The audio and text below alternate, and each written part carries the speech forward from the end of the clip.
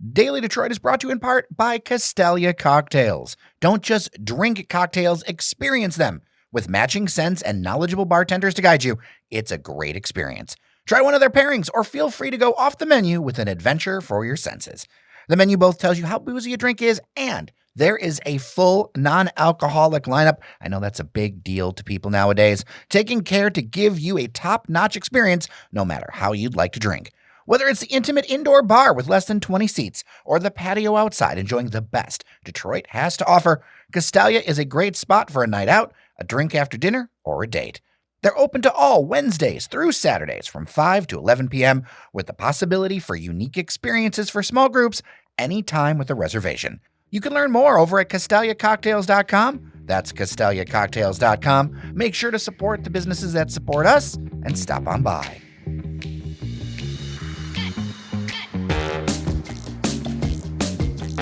Hello, everyone, and welcome to your Daily Detroit for Friday, November 3rd, 2023.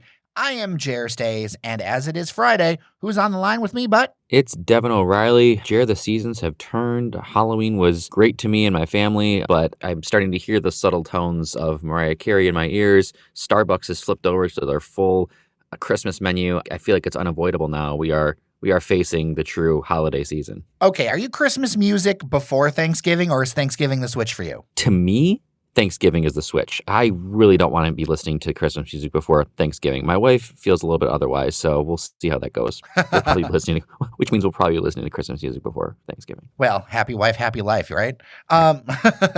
If Thanksgiving had its own music, which I've never heard of, but if there was Thanksgiving music, maybe it could push it away a little bit. Yeah, I don't know what that would consist of. Eating music, songs about foods and turkeys and stuffings and pilgrims. I don't know. The stuffing strut. That's the stuffing strut. You know what? I think Thanksgiving music should be a genre. I'm not artistic enough to create it, but I like the idea of a Thanksgiving music genre, and I want to do more with that. So as I understand it, Devon, you were messaging me before, and we always do where we've been, and I've got one.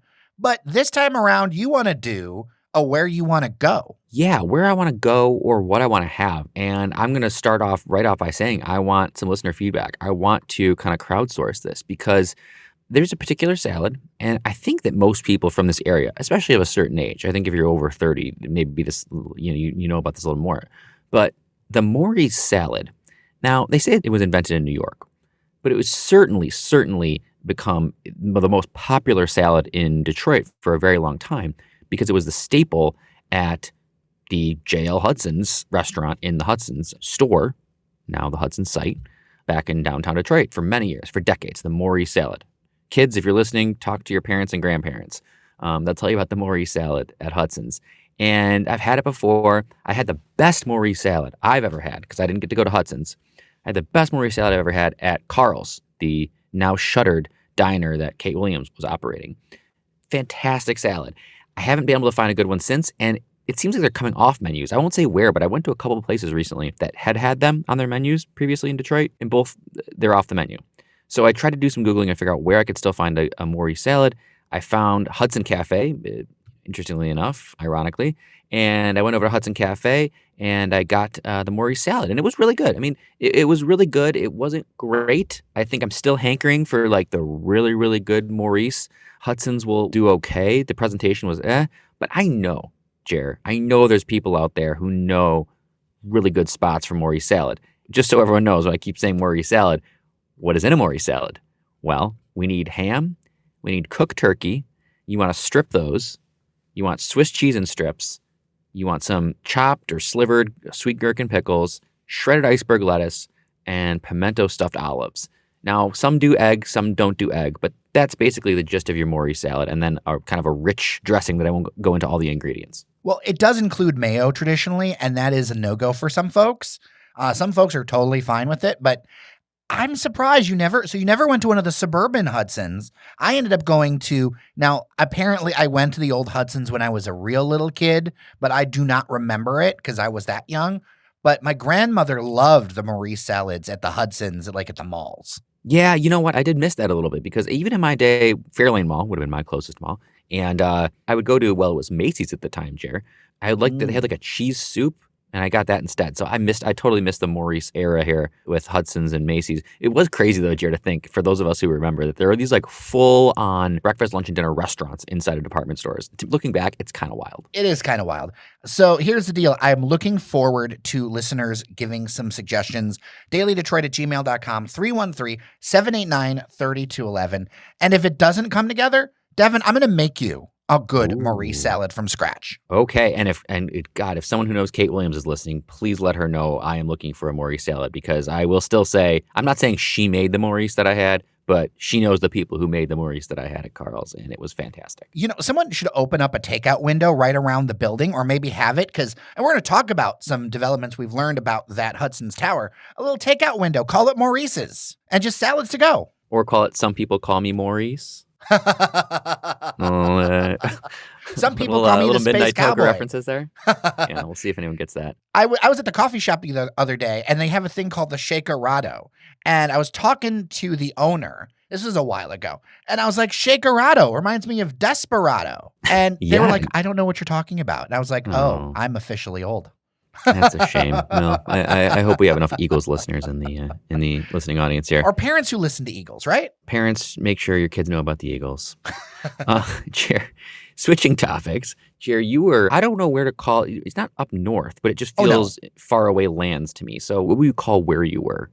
Mid-Michigan, near the, I want to say the Indiana border. Okay, so definitely mid-Michigan, because it's like it's not yet to Grand Rapids, and it's not to Chicago, and it's definitely not north. It's definitely due west. I went to, of all places, Coldwater, Michigan. I've heard it's a nice little historical city. My parents have gone out there a few times for like antiquing or olden times trips. Marshall is really good for that. Actually stopped in Marshall on the way back. I went to Schuler's, which has been around for a bazillion years, in downtown Marshall, which has a ton of cute stuff in it. Shout out to one of the Alice and something. It was a great little store on the main strip in Marshall. There's great little shopping stuff, whatever. Like if you want a short 2-hour getaway to a little town, Marshall's a good pick. Coldwater is cool because it's near that, and then it has what I came for, which is steam train rides. Oh, okay. Interesting. I want to hear more about these steam train rides. Are they taking you anywhere in particular, or just going in a nice little circle? Well, it goes to a stop down the line, and then it comes back. It's a heritage ride. The steam engine's like 100 years old. You get to go in these old original cars that they keep up. They've been doing this for a number of years over there. Pretty affordable thing to go do. There's different levels of seating. You can go fancy and get yourself your own caboose, or you could go mid-level and get one of the old passenger cars. And let me tell you, the amount of room in those old trains, so much legroom. It was so good. I tell you, if we traveled in trains with that much legroom today, it would be so easy. I had so much fun looking out the window and looking out at nature. I'll post some stuff up on Instagram about it, but it's the kind of thing where I almost fell asleep on the way there. It was so calming. It was so cool. And of course, you know, I love old historic things, and they have an old historic train station that has a little bit of a museum in there. And you go up and then you get off for a little while. You can pick up some cider, whatever. Remember to bring cash only. That's a mistake I made. And then you go back a lot quicker than the way that you go. The whole thing is like 90 minutes. As a train nerd, I had a great time and checked something off of the bucket list. And it was really cool that I could do that in Michigan. I really thought, I mean, I still want to go do like the silver line that's over there. I don't remember the exact name, but there's a line in the mountains of California. I still want to do that one. But this is a pretty cool little thing to actually go on the old trains, because I really enjoyed it. Sounds delightful, Jer. So did you actually like make this a destination and come back? Did you stay over and make kind of a weekend in Coldwater? I'm trying to give ideas for like little like weekend getaways. Oh, you could totally do that. I did not do that because I didn't have time with everything going on. So it was a drive out to Coldwater to the Little River Railroad. And then the train ran to Quincy. It sometimes will go all the way to Hillsdale. But the train ran to Quincy and back, and it was a good day trip. And as I said, had dinner at Schuler's in Marshall. I would definitely think about there's actually a bed and breakfast upstairs of Schuler's, and you could do like a Saturday shopping day in Marshall, and then you could do this little train on Sunday and then drive back. Sounds really nice. And what's the drive from Detroit? I want to say it's 2 hours on the nose. Okay, very nice. About 2 hours on the nose. Gave me a little inspiration. That sounds just delightful, Jared. You know what? It would definitely also be a good family trip.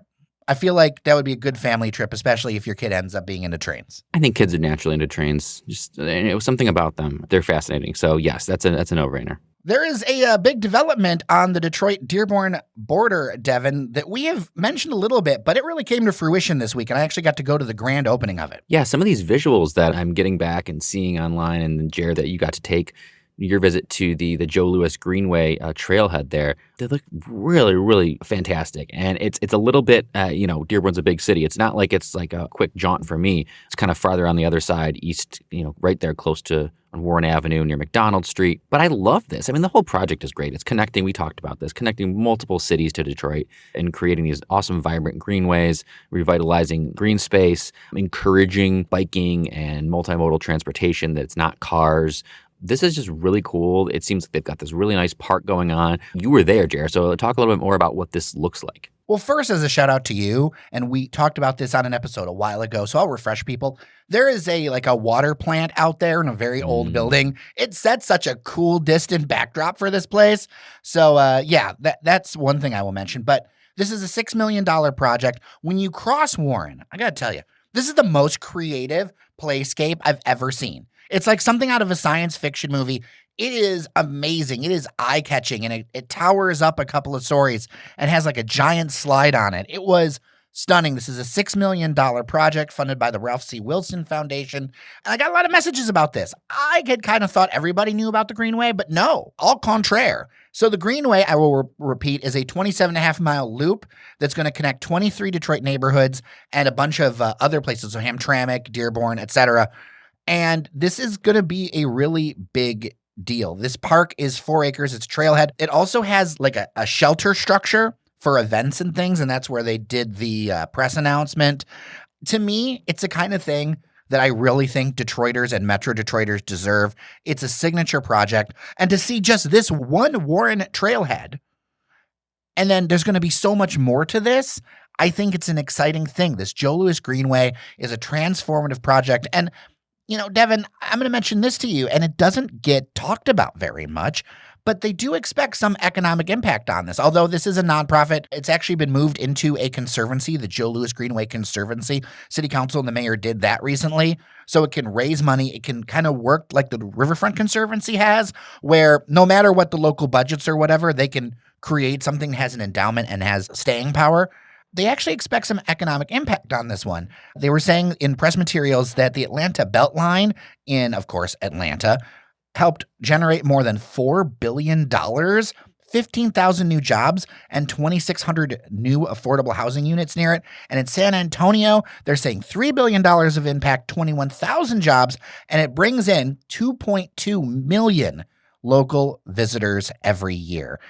I realize that that's actually possible. Once I went to this opening, and I've seen the stuff in Southwest and all that, but to see this in a Detroit neighborhood on the far west side, bordering, Dearborn, having that kind of cross-border collaboration, I'm sitting there going, yeah, actually, this is going to be a huge deal for this city and this region. Yeah, I think, people might hear us talk about various stretches or different, you hear about a Greenway opening, you hear about a Beltway. I don't know if everyone realizes that these are all going to connect to each other. They're all interrelated. So it's like, as crazy as it might have sounded, when we talked about the Riverfront piece opening, right, Jerry? We've recently talked about, the East Riverfront. We've talked about the West Riverfront in years past. There was just a little piece that was kind of completed near the old Michigan Central Station.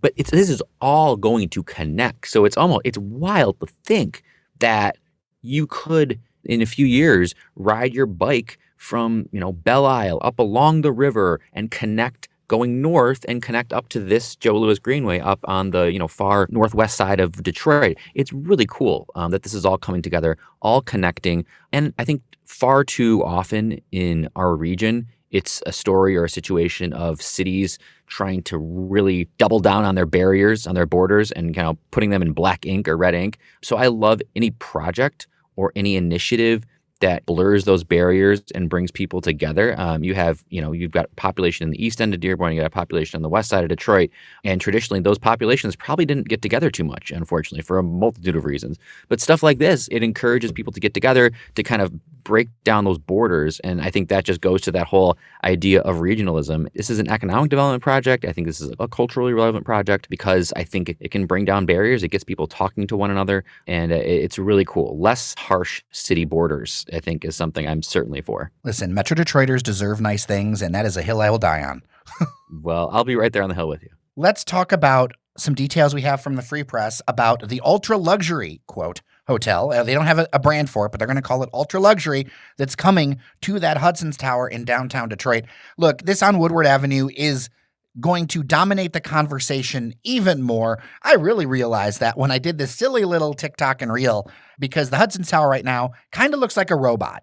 Like those old 50s Rock'em Sock'em robots or a Minecraft robot. Jared, I see it now. I saw the post, and now when I come down Michigan Avenue, that's a great vantage point for it. When I'm kind of coming into downtown from Michigan, the robot is just staring at me. A number of listeners, and I will not out them because I don't want to out where they are, but they live in a number of places downtown, and they started sending me pictures of the robot looking at them like at night, because it just shows right through their bedroom window and stuff like that.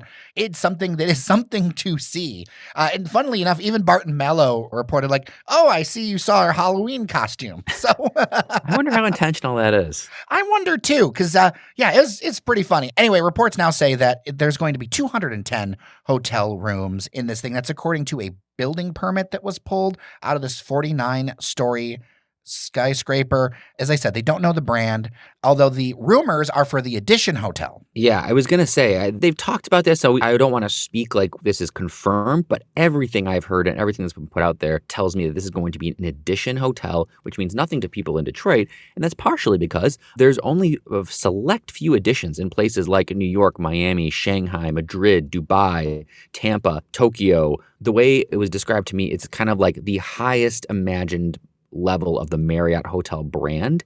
This is a fun fact. Apparently, it was kind of ideated, created by Ian Schrager, who going way back before our time, was one of the founders of Studio 54. That's going to be a party.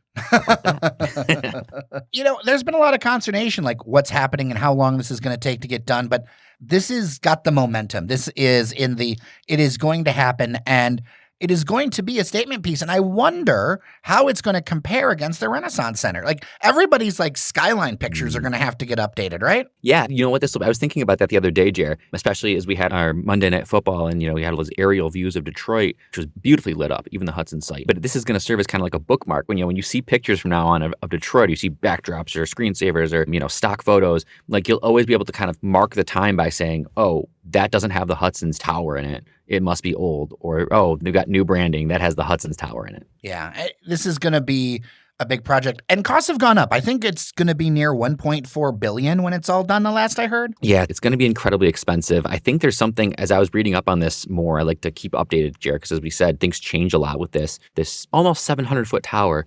The bulk of it is going to be hotel, and then the very top part is going to be residences. Now, the idea behind that, of course, is you can pull a lot more money immediately from residences. So, let's not be surprised when we start seeing multi-million-dollar condos in the Hudson's site go on sale. They got to pay for this. They even hired a specialty brokerage firm from New York to attract people to these high-end residences, because that's what this is going to be. Let's make no mistake about it. This is going to be possibly the most expensive addresses in all of Michigan. Absolutely. And again, like we said, they got to pay for it, so you got to do the math. If there's 150 condos, they're going to put them at the top of the tower. So I'm saying that all that to say, the top of the tower is going to be your luxury condos. The middle lower is going to be the hotel, and then you'll have some kind of mixed use event space, that sort of thing. Then you've got the pedestal, which is going to be office space, event space. This is no other reason to think this, but I think they'll get a movie theater, bowling alley. I think you're going to get a huge entertainment district built into this platform, partially because the office space thing. I don't think office space is in demand anymore. So you're not going to be able to do anything with that. So I think they're going to kind of tweak that and up the ante on the fun stuff. I don't know if you got a chance to catch it, but did you hear my conversation with DDP CEO Eric Larson? I want to get your thoughts on that. I did, Jero. I love Eric. Eric is fantastic. I mean, I thought it was spot on. He gets it. The DDP gets it. And creating a destination out of downtown, I mean, I think we really need to lean into, people come to downtowns to work, but they do that a lot less now. But people come to downtowns. It can basically be, a playground by any definition that you want it, an adult playground, a kid's playground. And I think really doubling down on our entertainment value as a downtown, I think is going to have some long-term value.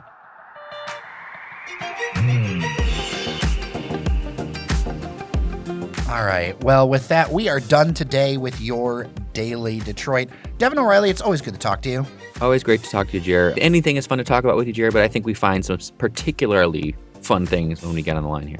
Feedback, as always, 313-789-3211 or dailydetroit@gmail.com. We always love to hear from you. Thank you to our members on Patreon, patreon.com/dailydetroit. Local media requires local support. Advertising, underwriting is great. We're always open to that. But that local support puts that extra dollars in there to make it viable. So I really appreciate that. With that, I am Jer Stays. Thank you so much for listening. Remember that you are somebody, and we'll see you around Detroit.